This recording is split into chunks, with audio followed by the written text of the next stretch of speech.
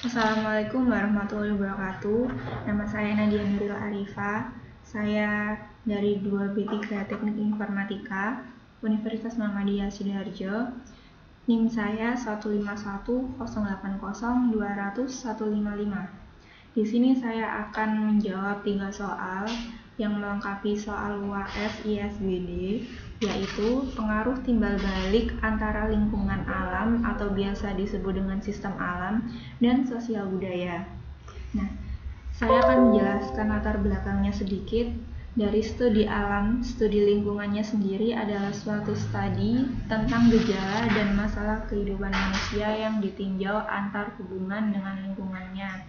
Nah, sedangkan lingkungan itu didefinisikan sebagai kondisi di sekitar makhluk yang mempengaruhi kehidupannya. Subjek yang berperan sebagai pengelola dalam pemanfaatan sumber daya alam, menjaga lingkungan tetap lestari, harus diperhatikan tatanan tata cara lingkungan itu sendiri. Dalam hal ini, manusialah yang berperan aktif, tepat sebagai pengelola, karena manusia dianggap lebih baik dari organisme lain. Manusia dapat merombak, menciptakan, mengubah, memperbaiki, dan mengondisikan secara optimal. Karena manusia mampu berpikir serta meramalkan kemungkinan apa yang akan terjadi. Manusia juga mampu menciptakan teknologi, memiliki ilmu, dan memiliki akal dan budi sehingga dapat memilih hal-hal yang baik.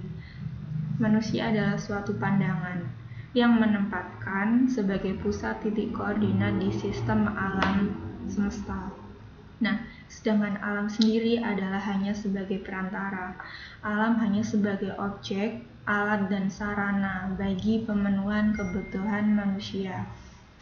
Nah, itu adalah latar belakang dari pengaruh timbal balik antara lingkungan alam dan sosial budaya. Berikut saya berikan contohnya, misalnya peranan manusia yang bersifat positif terhadap lingkungan adalah eksploitasi yang melampaui batas sehingga persediaan sumber daya alam semakin menciut. Dan yang kedua bisa punahnya jenis biota, punah atau merosotnya jumlah keanekaragaman biota alam. Nah, yang ketiga, berubahnya ekosistem alami yang mantap dan seimbang menjadi ekosistem buatan. Jadi misalnya hutan alami dirubah menjadi taman wisata yang buatan. Lalu yang keempat, merubahnya profil permukaan bumi yang dapat mengganggu kestabilan tanah sehingga mudah sekali terkena erosi atau longsor. Nah, yang terakhir, masuknya energi bahan atau senyawa tertentu ke dalam lingkungan yang menimbulkan pencemaran air, pencemaran udara, dan pencemaran tanah. Hal ini berakibat menurunnya kualitas lingkungan hidup. Yang pastinya pencemaran tersebut dapat menimbulkan dampak negatif pada lingkungan dan pada manusia itu sendiri. Nah, itu adalah beberapa contoh peranan manusia yang bersifat negatif. Berikutnya saya akan mengulas tentang peranan manusia yang bersifat positif. Peranan manusia yang menguntungkan di lingkungan antara lain sama seperti yang negatif, melakukan eksploitasi sumber daya alam secara tepat dan bijaksana, terutama sumber daya alam, namun tidak dapat diperbarui. Jadi kalau yang negatif tadi tidak menghitungkan tepat atau bijaksananya, namun yang positif ini diperhitungkan secara tepat dan bijaksana. Yang kedua, mengadakan penghijauan dan reboisasi untuk menjaga kelestarian keanekaragaman jenis flora, serta untuk mencegah terjadinya erosi dan banjir. Nah, berikutnya bisa melakukan proses daur ulang serta pengolahan limbah agar kadar bahan pencemar yang terbuang ke dalam lingkungan tidak melampaui nilai ambang batas. Yang keempat, bisa melakukan sistem pertanian secara tumpang sari atau multikultur untuk menjaga kesuburan tanah. Untuk tanah pertanian yang miring, dibuat sengkedan guna mencegah derasnya erosi serta terhanyutnya lapisan tanah yang mengandung banyak humus.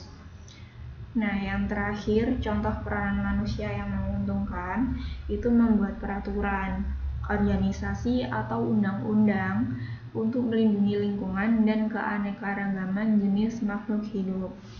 Nah, itu semua adalah contoh peranan manusia yang menguntungkan bagi lingkungan sekitar.